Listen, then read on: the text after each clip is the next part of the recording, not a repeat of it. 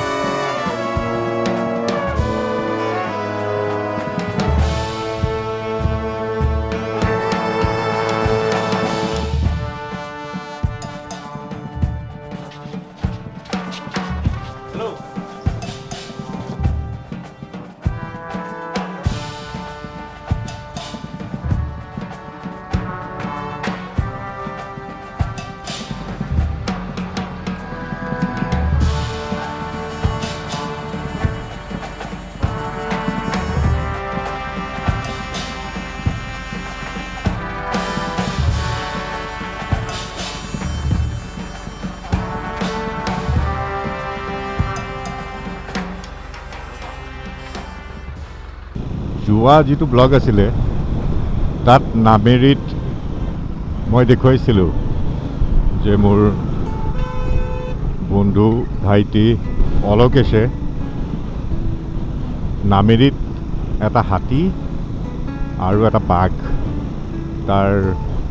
মূৰ্তি স্থাপন কৰিছিলে বৰ সুন্দৰকৈ বনাইছে ঠিক একেই এটা হাতী আৰু এটা বাঘৰ মূৰ্তি এইবাৰ আমি সিজোসাত ইনষ্টল কৰিবলৈ গৈ আছোঁ তো অলকেশে লগ ধৰাত যে আৰু এটা সেট সিজোসাত ইনষ্টল হ'ব মই ভাবিলোঁ এইটো মোৰ কাৰণেও ভাল উপলব্ধি গৈ চোৱা দিনটো এটা আউটিঙৰ নিচিনা হ'ব আৰু লগতে মোটোব্লগৰ যিখিনি চাই তেওঁলোকেও এইটো এটা নতুন সাবজেক্ট হিচাপে পাব তো আমি এতিয়া তেজপুৰৰ পৰা ওলাইছোঁ সিজোসা অভিমুখে এইটো তেজপুৰ বিশ্ববিদ্যালয় যোৱা ৰাস্তা তেজপুৰ আৰু জামুগুৰিৰ পথটি আগতে বালিপৰা হৈ যোৱাটো ব্লগত যেটো আমি বালিপৰা চেণ্টাৰৰ পৰা কৈছিলোঁ যে ইপিনে আগতে জামুগুৰি যায়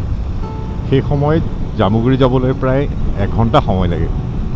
এতিয়া এখন বোৰ্ডত চাওক জামুগুৰি 13 কিলোমিটাৰ বিশ্বনাথ 26 কিলোমিটাৰ মানে ইমানেই চমু হৈ আহিল আৰু একমাত্ৰ এই চকীঘাট দলংখনৰ বাবে বহুতে হয়তো চকীঘাট দলংখন হোৱাৰ কাৰণে কৰ্তৃত্ব ল'ব বা বেলেগক কৰ্তৃত্ব দিব মোৰ চকুত কিন্তু যি সময়ত মণিকুমাৰ সুব্বা তেজপুৰৰ সাংসদ আছিলে তেওঁ এই দলংখন বিশেষকৈ তেওঁ নিজে নাওবৈচাৰ পৰা প্ৰায়ে তেজপুৰ আহিব লগা হোৱাৰ বাবে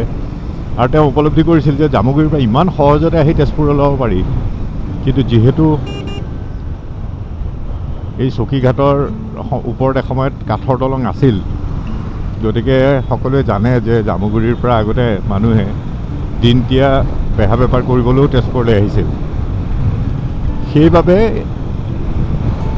তেওঁ খুব চিঠি লিখিছিল সাংসদ হিচাপে যে এই দলংখন লাগে তাৰ পৰা হয়তো বহুত যেতিয়া এইটো 4 লেন ৰাস্তা হ'ব তাত প্ৰয়োজন হ'ল কিন্তু মোৰ চকুত এই মণিকুমাৰ সুব্বাৰ যিবিলাক চিঠি সেইবিলাক তেওঁ এখন কিতাপ প্ৰকাশ কৰিছিল, সেইখনত পঢ়িছিলোঁ প্ৰায় 50খনৰ ওপৰ চিঠি। গতিকে মই এই দলংখনত যেতিয়াই ক্ৰছ কৰোঁ মোৰ সেই সাংসদ মণিকুমাৰ চুব্বালৈ মনত পৰে। তো এয়া আমি এইটো এপ্ৰ'চ। আজি ইমান বতাহ, ইমান উইণ্ড ব্লাষ্ট, মই নাজানো অডিঅ' কোৱালিটি কেনেকুৱা হ'ব।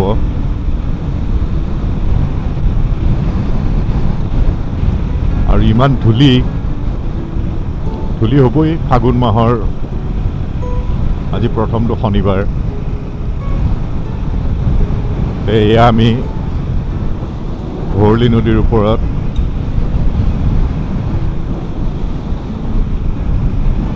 চকীঘাট দলঙৰ ওপৰত আছোঁ। ইয়াৰ পৰা ভৰলী ক্ৰছ কৰি একে সহজতে এতিয়া জামুগুৰি বিশ্বনাথ চাৰিআলি যাব পৰা হ'ল। যোৱাটো ব্লগত মই পাক্কে টাইগাৰ ৰিজাৰ্ভৰ কথা কওঁতে এটা কথা কৈছিলোঁ যে পাক্কে টাইগাৰ ৰিজাৰ্ভৰ পূবফালে পাক্কে নদীখন আছে। আগতে পাখুই বুলি কোৱা হৈছিল। তো এই পাক্কে নদীখনৰ কাষতে ছিজোছা টাউনখন। ছিজোছা এতিয়া বৰ্তমান এটা চাৰ্কেল অৰুণাচলৰ, আৰু অৰুণাচল অসমৰ সম্পৰ্কৰ বিষয়ে মানুহে যদি জানিবলৈ বিচাৰে তেতিয়াহ'লে বালিজুৰি, ছিজোছা এই মানুহবিলাকৰ সম্পৰ্কৰ বিষয়ে ষ্টাডি কৰিব লাগিব। কাৰণ তেওঁলোক ইমান মিলা প্ৰীতিৰে থাকিব লাগে,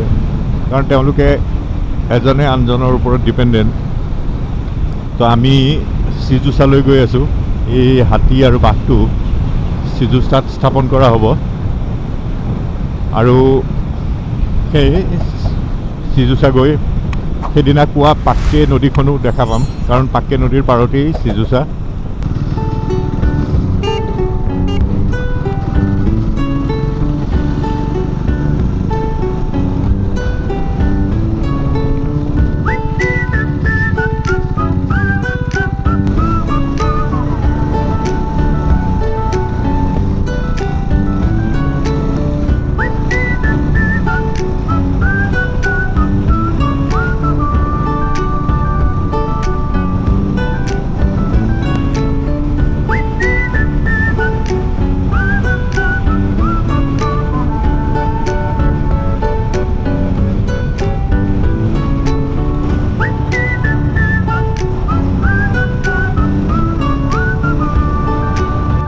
এতিয়া আমি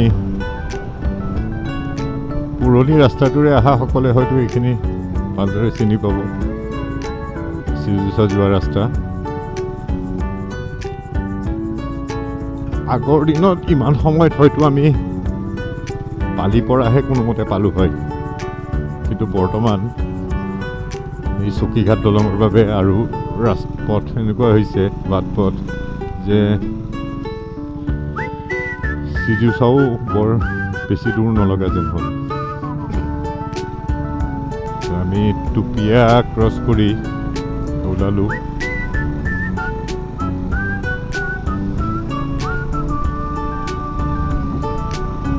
ব্লগ চাই থকা কোনোবাই যদি বহুদিন অহা নাই, মই ইয়াৰ আগতে এবাৰ ছিজোছা আহিছিলোঁ। ৰাস্তাটো সঁচাকৈয়ে ছিজোছালৈকে ভাবিবই নোৱাৰি, কাৰণ তাৰ আগতে এবাৰ অহা মনত আছে যে গাড়ী লৈ ভাবিব নোৱাৰা ৰাস্তা।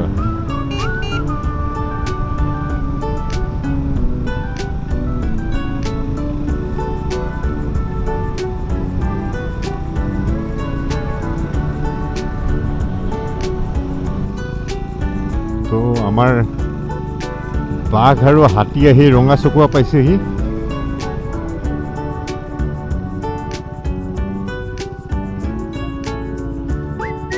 ব্ৰেক।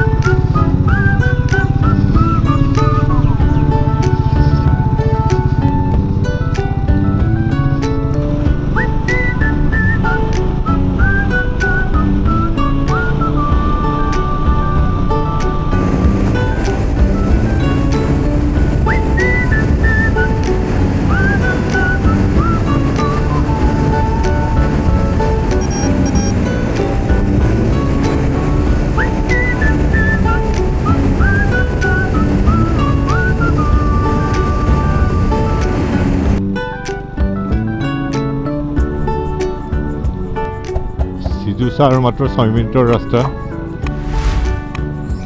আমাৰ হাতী আৰু বাঘ আহি প্ৰায় ছেইজোছা পালেই। সন্মুখত সেয়া অৰুণাচলৰ পাহাৰ। মটৰচাইকেল ৰাইডত দূৰৰ পৰা পাহাৰ দেখা পালেই গোটেই ৰাইডটোৰ মজাটোৱে বেলেগ হৈ যায়। আজি বতৰটো কিছু ডাৱৰীয়া, হয়তো বৰষুণ আহিবও পাৰে।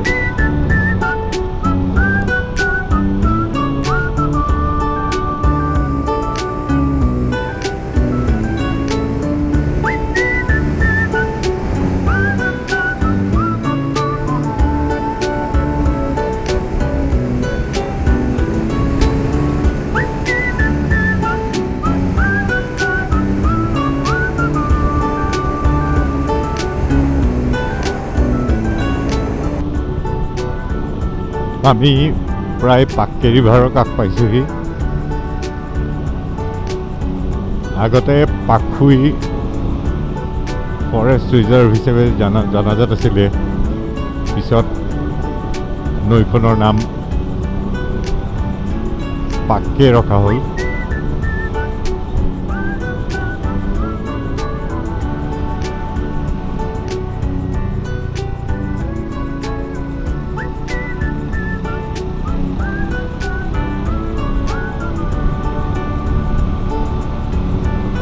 আমাৰ হাইড্ৰাও আহি ইমান দূৰ পালেহি।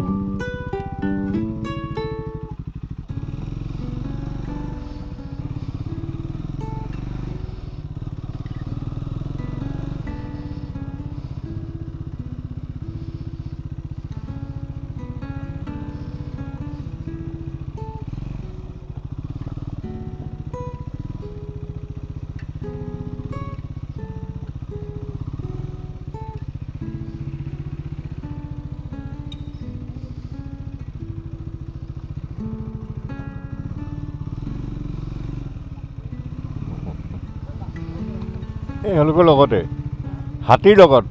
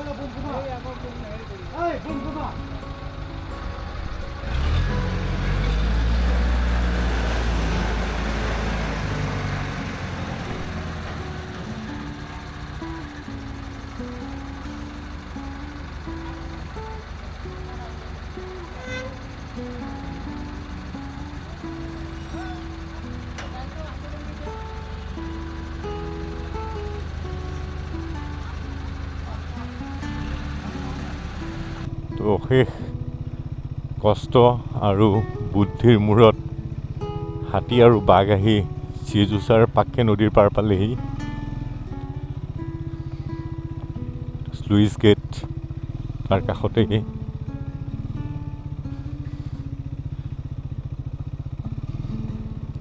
এয়া বাঘ আৰু হাতীৰ আশ্ৰয়স্থলী।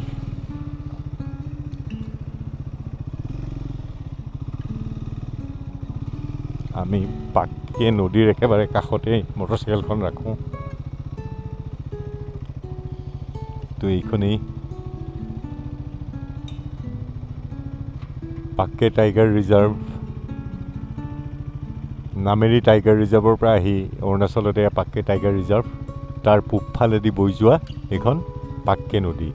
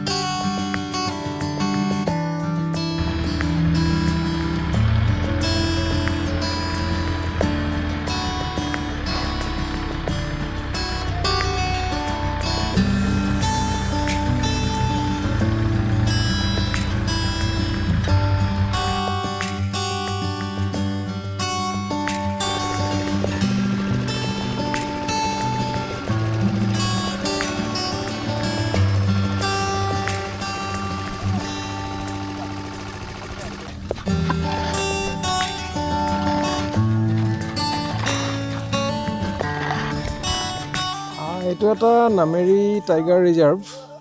তাৰ ডিৰেক্টৰ কাম তেজপুৰ ৱাইল্ড লাইফ ডিভিজনৰ DFO ডিভিজনেল ফৰেষ্ট অফিচাৰ তেওঁলোকৰ এইটো অৰ্ডাৰ আছিলে কমিশ্যন আছিলে আৰু ইয়াৰ এটা ভাৰ্চন আমি প্ৰথম নামেৰিত বহাইছিলোঁ এইটো ছেকেণ্ড ভাৰ্চন Seijosaত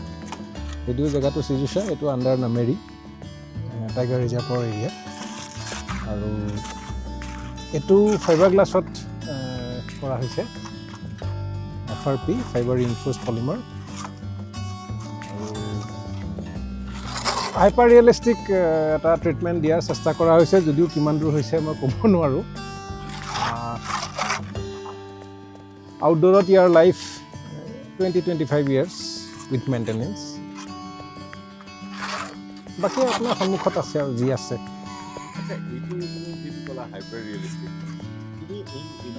সাধাৰণ বস্তু ইয়াত দেখুৱাইছোঁ এই দাঁতত হয়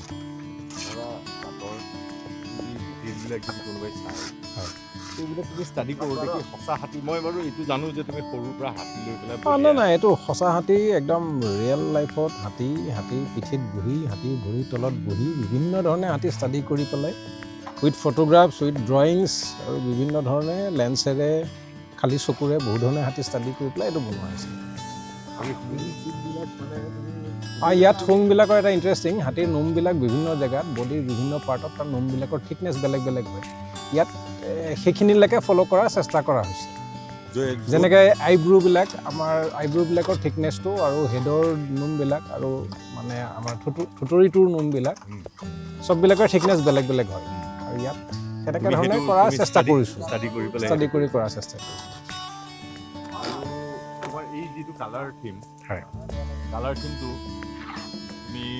একচুৱেলি কি হয় হাতীৰ কালাৰটো নৰ্মেল ষ্টেজত নৰ্মেল অৱস্থাত একদম এনেকুৱা একজেক্টলি দেখা নাযায় এইটো হৈছে যে গা ধুৱাই দিয়াৰ পিছত সি গাটো পূৰা শুকাবলৈ তাৰ আধা ঘণ্টাৰ পৰা 40 মিনিট সময় লাগে ভাল ৰ'দত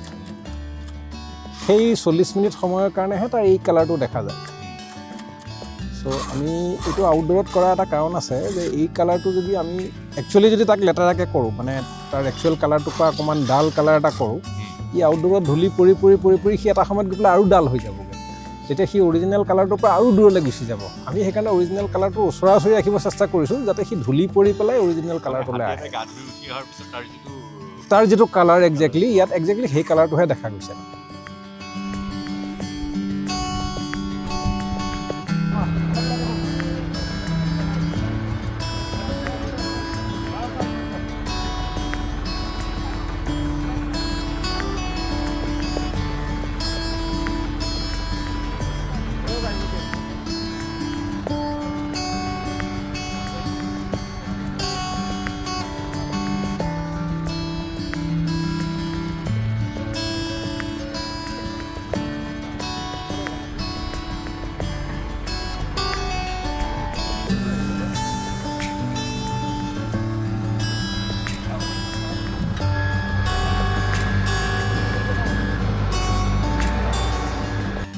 লোকেশ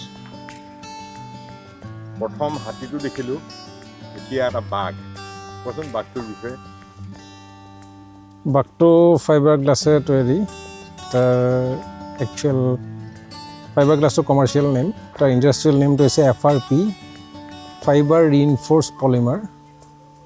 এইটো প্ৰথমতে ক্লে দি মল্ডিং কৰি তাৰ মোল্ড কৰি ফাইবাৰত কাষ্টিং হয় আৰু এইটো নামেৰি টাইগাৰ ৰিজাৰ্ভৰ পৰা কমিশ্যনিং হৈছিলে এই কামটোৰ কাৰণে আৰু এই এৰিয়াটো একচুৱেলি নামেৰি টাইগাৰ ৰিজাৰ্ভৰ আণ্ডাৰতেই পৰে যদিও এইটো Seijosa এইটোৰ লেন্থ আৰু হাইট এটা অৰিজিনেল চাইজৰ বাঘৰ সমানেই অলমষ্ট আৰু এতিয়া চিটেড স্কাল্পচাৰটোৰ লেন্থ হৈছে আপোনাৰ 9 ফুট মানে নাকৰ পৰা নেজলৈকে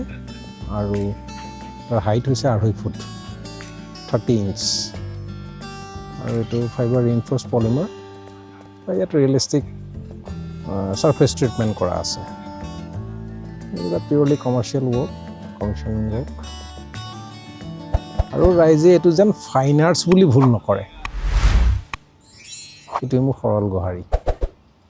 বেয়া নবনিব